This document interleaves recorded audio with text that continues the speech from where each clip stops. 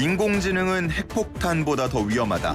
테슬라의 최고 경영자죠. 일론 머스크가 한 말입니다. 규제 없이 기술을 활용할 때 사회에 미칠 파장이 클 거라는 메시지로 해석해 볼 수 있겠는데 우리 사회에 지금 들이온 딥페이크 성범죄 사태에도 이 말이 딱 적용될 수 있겠습니다. 딥페이크 기술을 활용한 성착취물을 텔레그램으로 유포하는 범죄가 기승을 부리면서 AI 기술에 대한 감시 그리고 규제가 필요하다는 목소리 점차 커지고 있는데요. 오늘 이 시간에는 이에 대응할 기술로 거론되는 딥페이크 탐지 솔루션에 대해서 살펴보려고 합니다. 과연 딥페이크를 탐지할 수 있는 기술은 어디까지 발전했을까요? 관련 내용 김승주 고려대 정보보호대학원 교수와 이야기 나눠보겠습니다. 교수님 나와 계십니까? 네, 안녕하십니까? 예, 안녕하십니까. 자, 뉴스를 통해서 거의 못 들으신 분이 없을 것 같습니다. 딥페이크 성범죄가 지금 굉장히 기승을 부리고 있는데 범죄 수치를 들으면 더 놀라실 것 같습니다. 지금 허위 영상물 범죄 규모 어느 정도나 됩니까? 다들 상상하시겠지만 매우 크게 증가했고요. 근데 통계조사 결과는 약간 좀 다릅니다. 예를 들어서 경찰청 조사 결과에 따르면 2021년, 2023년 이때는 한 160건에서 180건 사이였는데 예. 2024년 접어들어서는 상반기에만 한 300건 가까이 되고요. 방심위 조사 결과에 따르면 2021년에는 한 1,900여 건 정도 되고요. 2023년에는 7,200건이었던 것이 2024년에 이르러서는 상반기에만 한 6,400건 정도 됩니다. 즉 3년 새 한 6배 이상 폭증한 거죠. 예, 증가하는 숫자는 그렇다고 치고 200여 건, 6천여 건 아마 국민들이 생각하는 숫자보다는 조금 적은 것 같은데 이유가 있습니까? 이런 것들은 기본적으로 이제 신고된 것들만 추산을 했기 때문에 이런 것이고요. 예. 또 신고하는 것이 어떤 데는 방심위로 갈 수도 있고 어떨 때는 경찰청으로 갈 수도 있기 때문에 예. 이런 수치들은 차이도 있고 예상보다 좀 적게 보이는 그런 착시 현상이 좀 있는 것 같습니다. 예. 그리고 더 퍼지는 거를 두려워해서 신고를 안 하는 경우들도 있으니까요. 실제로는 더 많은 피해자가 있다라고 우리가 예상을 해볼 수가 있겠고. 자, 그런데 지금 얘기가 되는 게 학교 선생님, 대학 동문, 심지어는 이제 미성년자 피해자들도 상당히 많다고 들었습니다. 10대 피해자의 규모도 추산된 게 있습니까? 일단은 교육부 결과들이 좀 있습니다. 좀 있는데 대부분 말씀하신 대로 피해자의 한 60% 가까이는 한 10대고요. 그 다음에 이제 20대가 그 다음을 잇습니다. 한 32% 정도 되고요. 이게 가해자들도 나이가 연령대가 많이 어리다고요? 이거를 좀 이렇게 보시면 될 것 같아요. 그러니까 가해자도 사실은 10대가 많고 피해자도 10대가 많은 편입니다. 근데 이제 더 큰 문제는 뭐냐면 요새 이제 가끔 대중교통 이용하시면 이제 10대들이 쓰는 비속어가 옛날보다 좀 많아졌다라는 느낌이 좀 드시지 않나요? 예. 그런데 이 친구들이 그걸 나쁜 말이라고 인식하지를 않거든요. 근데 그냥 평상어 같이 쓰는 겁니다. 예. 그렇듯이 지금 가장 큰 문제는 10대들이 실제로 딥페이크 영상을 많이 만들어내는데 이걸 무슨 범죄를 저지른다는 생각을 가지고 하는 것이 아니라 예. 재미 삼아서 하는 경우가 굉장히 많다는 겁니다. 그래서 본인 자체도 이게 지금 나쁜 짓이다, 범죄다라는 걸 인지하지 못하니까 10대 가해자라든가 10대 피해자가 더 많은 걸로 나타나는 요인이 되지 않나 싶습니다. 그렇군요. 이런 거를 딥페이크 AI가 발전할 당시에 뭔가 미리 예측하고 기술적으로 방지를 해뒀으면 좋겠다는 생각도 드는 요즘인데 성범죄가 특히나 딥페이크 기술을 이용해서 늘어난 이유는 뭐라고 보십니까? 그러니까 딥페이크라고 하는 게 우리가 옛날에 영상 편집 이런 것들은 특정 제품 이름을 거론해서 좀 그렇지만 포토샵 이런 것들 많이 이용을 하셨거든요. 그렇죠.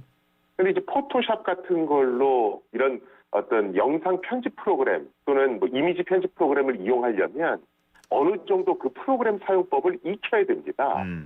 그런데 이제 딥러닝이라든가 이런 AI 기술이 이런 영상 편집 기술과 접목이 되면서 이런 어떤 편집된 영상이나 이미지를 만드는 게 굉장히 쉬워졌습니다.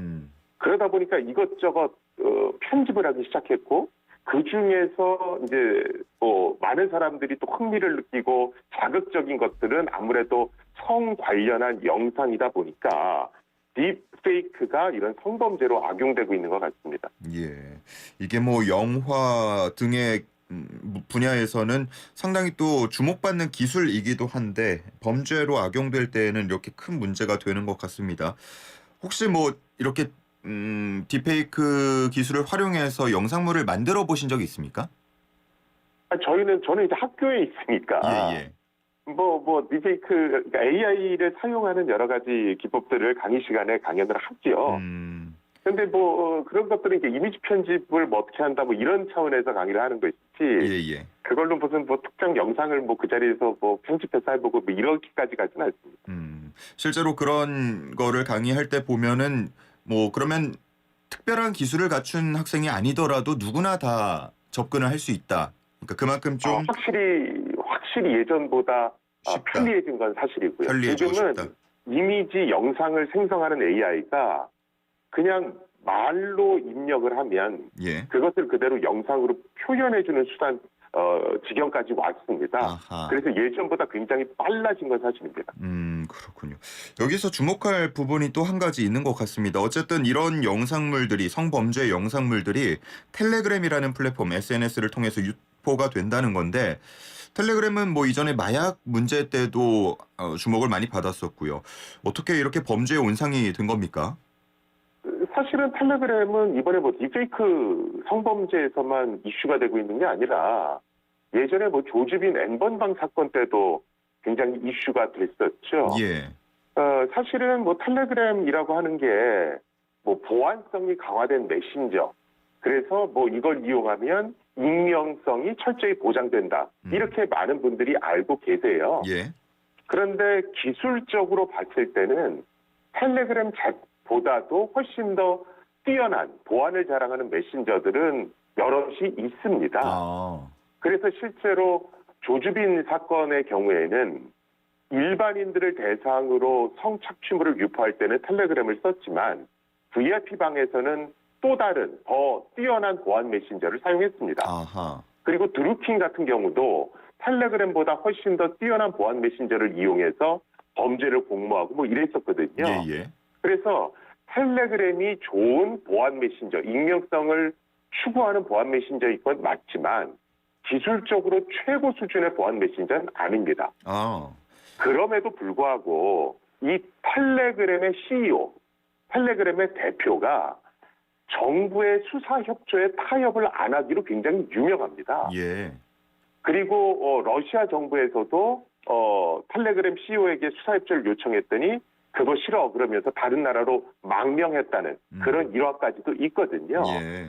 이런 어떤 CEO의 배경이 덧붙여지면서 텔레그램은 익명성이 절대로 깨지지 않아. 이런 어떤 착시 현상을 불러일으키고 있는 것 같습니다. 예. 그럼 기술적으로 보자면 거꾸로 말했을 때 일각에서는 지금 텔레그램을 왜 안 막냐, 텔레그램이 이렇게 범죄의 온상이 됐는데 이걸 막으면 되는 거 아니냐라고 얘기를 하고 있지만 만약에 정말로 텔레그램의 사용을 막는다고 하더라도 이런 익명성과 보안성이 더 뛰어난 기술을 활용해서 범죄가 계속 이어질 수 있다라고 볼 수 있는 거죠? 그렇죠. 그래서 자꾸 텔레그램에 대해서 기술적으로만 접근을 한다라면 다른 또 뛰어난 보안 메신저가 있기 때문에 한계가 있습니다. 예. 또 어떤 기술이 나오면 그거보다 더 강한 그런 보안 메신저가 또 나올 수가 있거든요.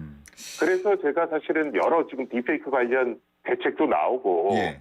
사실은 이 방송의 제목도 딥페이크 탐지 기술이 어디까지 발전했는가 이런 걸 알아보는 어떤 그런 프로그램이긴 하지만 예. 저 개인적으로는 딥페이크든 텔레그램이든 기술적으로 자꾸 접근하려고 하는 것에는 예. 조금 반대하는 입장입니다. 기술적으로 접근하는 건 반대다. 그래도 좀 이렇게 우리 시청자분들의 정보를 좀 알아야 되시니까요. 그 부분을 좀 한번 여쭤는 보겠습니다.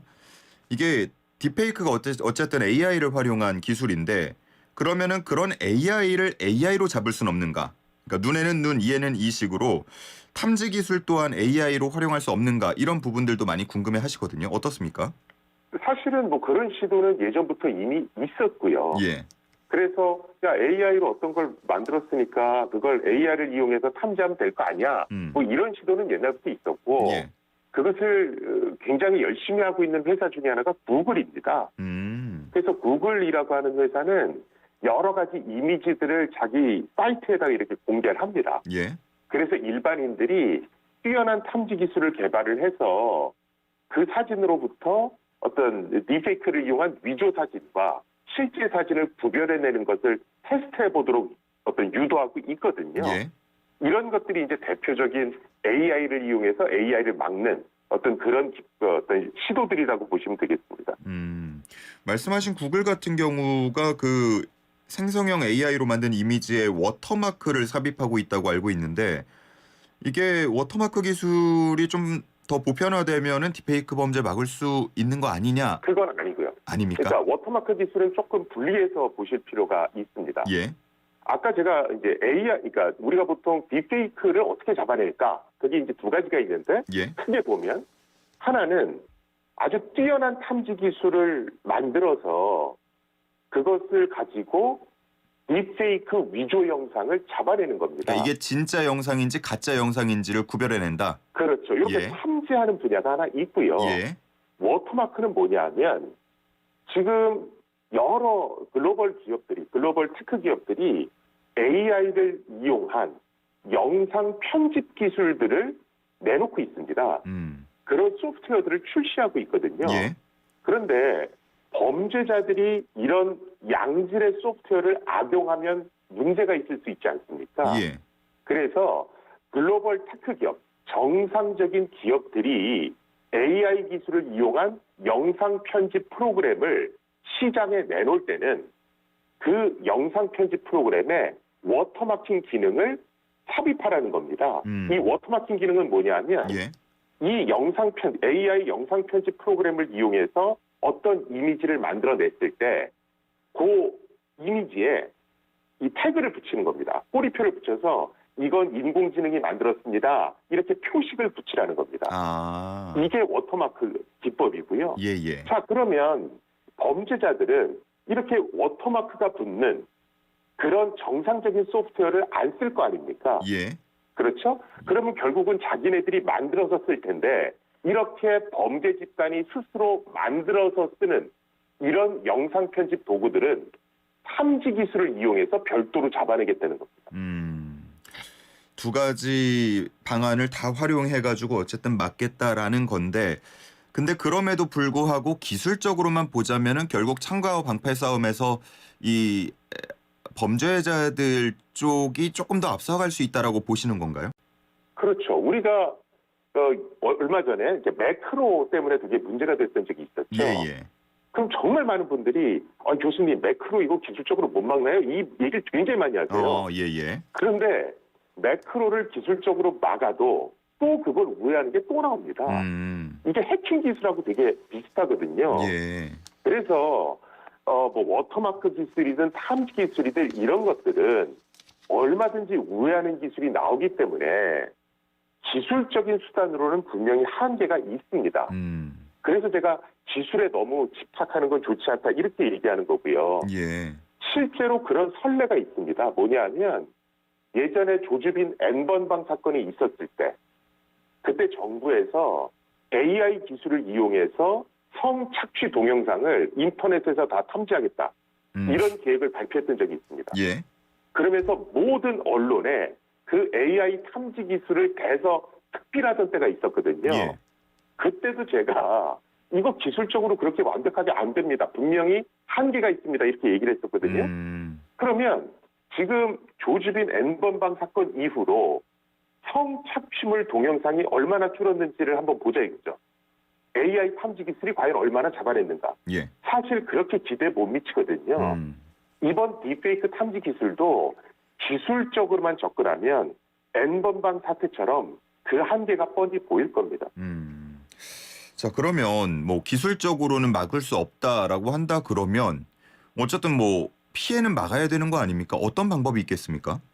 사실은 그때 N번방 때도 나왔던 것이 가장 효과적이고 미국의 수사기관들도 많이 쓰고 있는 방식이 예. 위장 수사입니다. 위장 수사. 예. 실제로 그런 음란 동영상을 공유하는 멤버인 것처럼 그 텔레그램 단톡방 같은 데 들어가는 겁니다. 예. 실제로 옛날에 불꽃 추적단이 이런 위장 수사를 실제로 했었거든요. 그랬죠. 사실은 이 위장 수사가 텔레그램이라든가 뭐 다크웹 이런 딥페이크 기술 이런 것들을 어떤 우회해서 수사할 수 있는 가장 강력한 수단입니다. 그런데 우리나라에서는 이 위장 수사를 법적으로 금하고 있습니다. 그래서 N번방 사건 때 부분적으로 이 위장 수사를 허용을 했었습니다. 예. 어떻게 허용했냐 하면 아동 성범죄에 한해서는 위장 수사를 허용한다. 이렇게 했거든요. 예. 그런데 문제는 위장 수사 초기 단계에는 이게 아동 성범죄인지 아닌지가 확인이 안 됩니다. 예. 피해자가 나와보고 신원 확인을 해봐야 이게 미성년자인지 아닌지를 알 수 있거든요.